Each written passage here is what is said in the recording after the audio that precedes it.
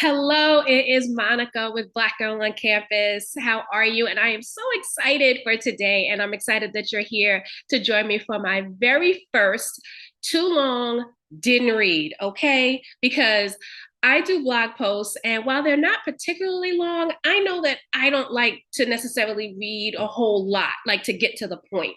So I decided to do something new this school year to see how it's going to work out, and it'll be quick videos, less than 3 minutes. That's all I ask that you give me, where I will give you information that would be in a blog post. I'm also going to write a blog post as well over on my website, monicabritton.com. And you'll be able to go over there and get additional information that I'm not able to share because I'm trying to be quick. But today's topic, the very first topic that I'm starting off with in this new feature under monicabritton.com is books for college, that is. So if you're a college student, you're going to be a freshman, or even if you're in a couple years, your junior year, it doesn't matter. Books cost a lot of money. I know that. I remember that from when I was in college. And then when you take them back to the bookstore to try to get, for them to do the buyback, it's like you are angry because you spent a whole lot of money and then they only want to give you like $5. And you're like, excuse me, but I did pay $125 for this book. But at any rate, here are some tips. I'm going to give you 3 tips on how to buy books, how you should go about buying books when you're in college. The first one is to wait, especially for freshmen and your parents, so guardians. Wait until the student gets the syllabus from the professor. Why should you wait? You go up there, you drop your stuff off, your parents take you to the bookstore, want to get all your books real quick. No, don't do that. Why? Because number one, sometimes professors change things and they're like, oh, you know what? It might be this book. Oh, but you know what? I changed my mind because this book is better. And here it is. You done spent $300 and something on a book, and now they don't want to use it. And then rewind to what I just said about the bookstore. You try to sell it back and they're like, oh, sorry, here, we'll give you $10.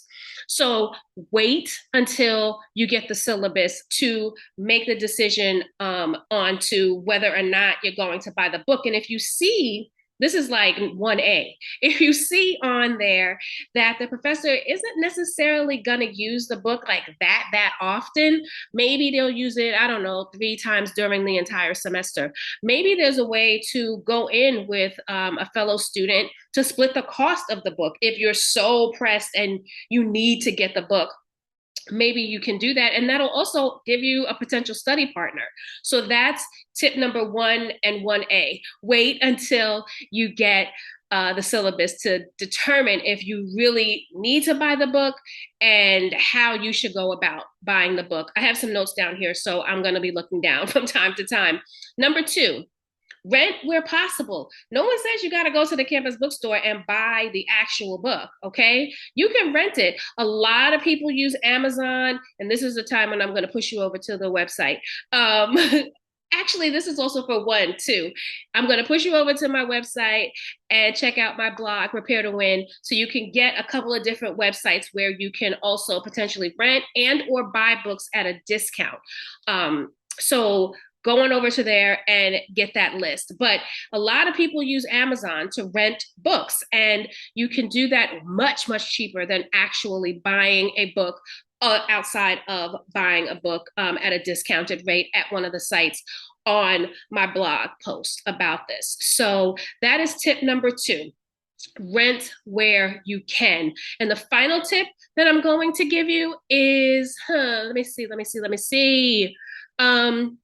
Oh, ask your professors. Ask your professors for free options to get this book if you can. Maybe they have a discount code where you can input it somewhere and get a discount on purchasing this book that's needed for their particular class, especially if the book is very expensive.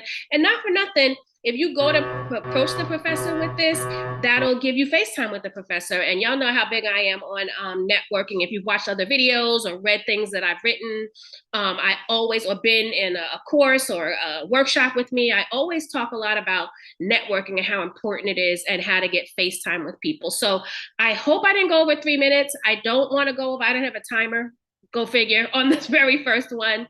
But tip number 1 is to wait until you get the syllabus. Tip number 2 and 1A is find out how, or look at the syllabus and see how often the professor will use the book. Tip number 2 is to rent where possible.